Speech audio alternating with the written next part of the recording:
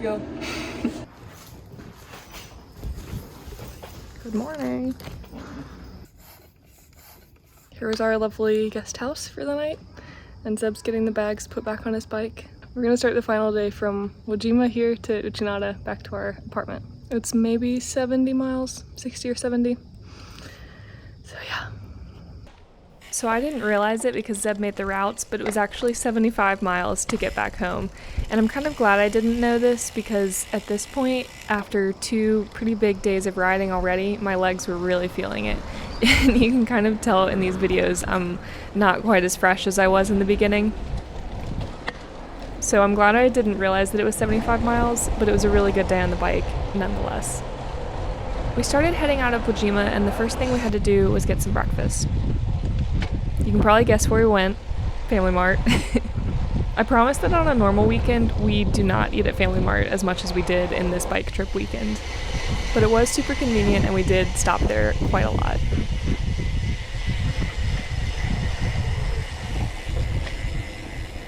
Luckily at convenience stores, it's pretty easy to get a carb-heavy breakfast, so that's exactly what we did. And then from there, we headed out of Wajima.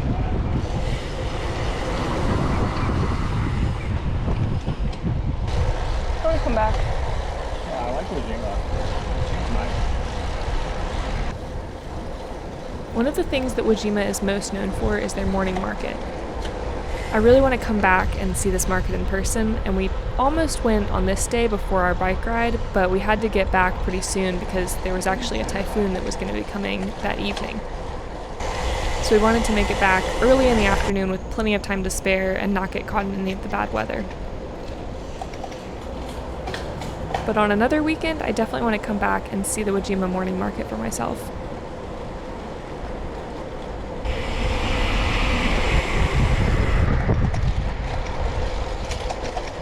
The first 11 miles of this ride took us an hour because we stopped so often, but the coastline right out of Wajima was just so beautiful. We're leaving Wajima, we're only 4 miles away and we had to stop because the coastline is just so pretty. Today has a lot more climbing. We've only been riding for 20 minutes. I know, but look at the views. Before Zeb got his drone out, I really hadn't realized how high up we were. But the perspective from the drone really shows you how stunning these cliffs are.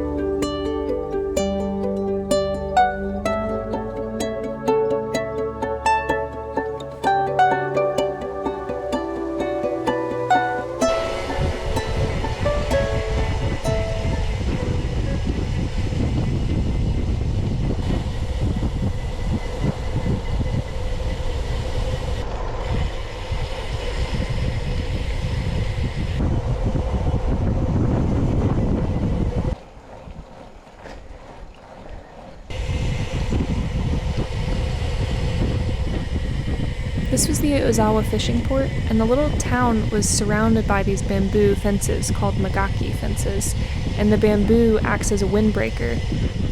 They have to have some protection from the strong wind and the sea air that blows in from the port. Look at that bus stop inside the... Around 11 miles in, pretty soon after the Ozawa fishing port, we had to turn away from the coast and go into the mountains a bit. For whatever reason, maybe the rocky cliffs got to be too much, but the road didn't follow the coastline anymore on this small section. Turning away from the coast allowed us to see a little more of the agriculture on this part of Noto, like the rice fields, for example, and we also got to ride by a few different waterfalls, which were a really cool surprise. Wow, look at that one.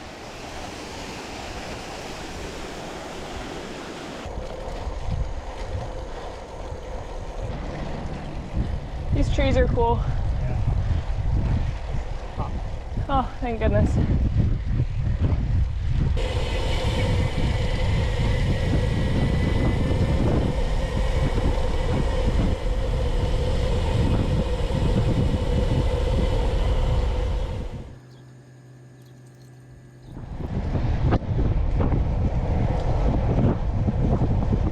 About 10 miles later, around mile 22, we rejoined the coastline and were met with some beautiful views once again.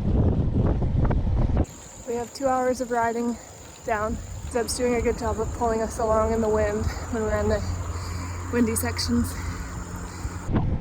There was a typhoon that had made landfall in Japan far south of us, and it was moving up towards Ishikawa, so while it was still really far away from us, we could definitely feel the effects of the strong wind. And there was way more headwind on this final day than there was either of the 2 previous days. Around halfway, we stopped to fill up our water bottles and get some snacks.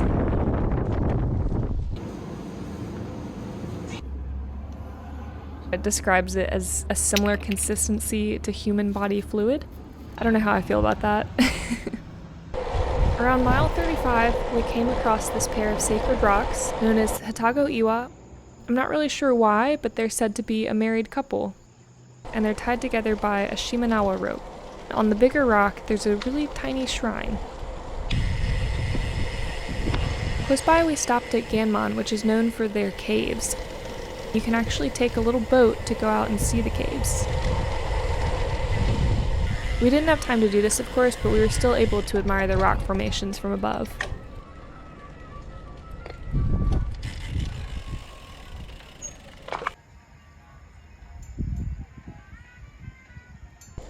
We got back on the road and kept heading towards Kanazawa. And I'm not sure if the rest of Japan is like this, but there are a lot of tunnels in Ishikawa. So I've been having to get used to riding in a tunnel, which kind of makes me claustrophobic, but it's also kind of a cool feeling. I haven't really decided if I like them yet.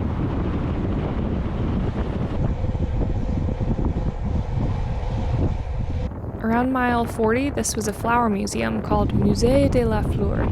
It would be really cool to come back and see it.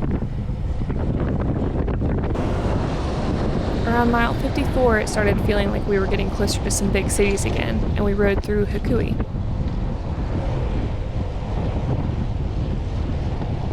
I had to pick up the pace a little bit to stay on Zeb's wheel through the stoplights, but it felt really good to be getting closer to home.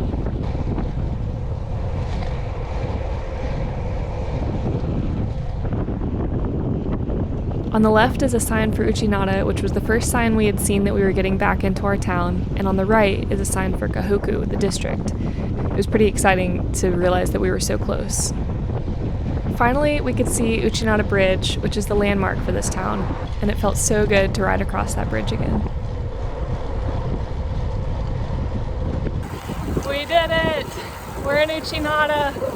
I'm so relieved. Yeah, no issues, no rain. Yeah. A little bit of wind. I'm so glad to be home. Yeah, me too.